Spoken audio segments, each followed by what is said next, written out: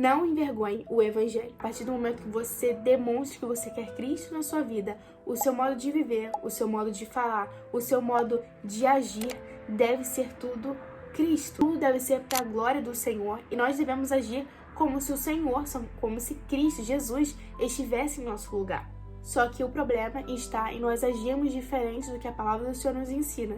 E assim, cada vez mais, você agindo da forma errada, você vai sujando o nome não só de você, mas principalmente o nome de Jesus. Mas você tem afastado as pessoas de Cristo ou aproximado elas do Senhor?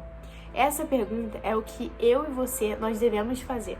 Muitas das vezes eu vejo pessoas que, pelo fato de conviver com pessoas que não são cristãs, que não têm a sua fé firmada em Cristo ou que não conhecem Jesus, elas acham que elas têm o direito de discriminar ou só falar que essas pessoas não prestam, que essas pessoas não têm salvação, que vão tudo ir pro inferno e que estão todas erradas.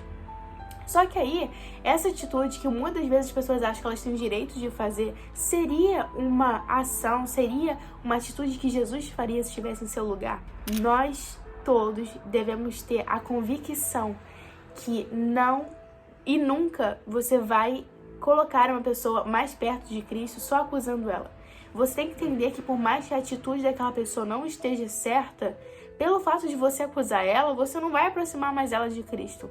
Você tem que entender que como você também teve muitas falhas e como essa pessoa tem vivido também numa vida que não é boa para ela, Jesus chama ela para uma transformação, para uma renúncia.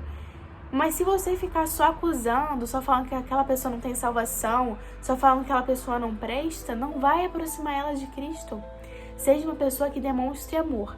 É claro que eu e você não devemos tampar pecado de ninguém, até porque os nossos pecados não devem ser tampados. Devemos entender que nós devemos fazer a coisa certa, e se não fazemos, tem consequências. E tudo tem uma consequência, dependendo da sua ação. Então, entenda que nós devemos aproximar as pessoas de Cristo e não afastar.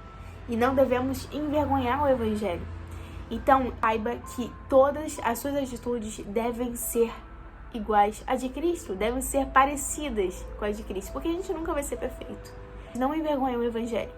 Não adianta eu e você nós ouvirmos, nós irmos para todos os cultos, nós lermos a Bíblia se nós não praticarmos. Se a gente lê, se a gente ouve e a gente não pratica, não adianta de nada. Não adianta nem a gente confessar a nossa fé. Então, entenda que a nossa vida deve ser com Cristo. Nós devemos ser o exemplo e não ao contrário. Mas é isso. Entenda que você e eu devemos honrar o nome de Deus e não envergonhá-lo. E é isso. Que Deus possa abençoar você e a sua família.